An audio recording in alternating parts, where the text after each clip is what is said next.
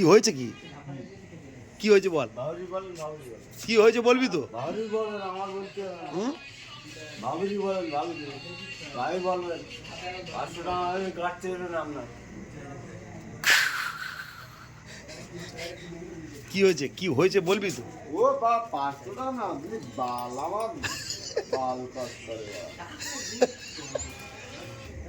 এ বুড়ো হ্যাঁ।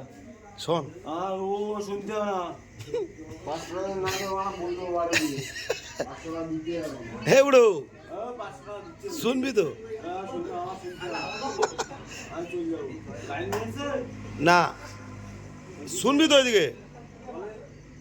কি ব্যাপারটা কি?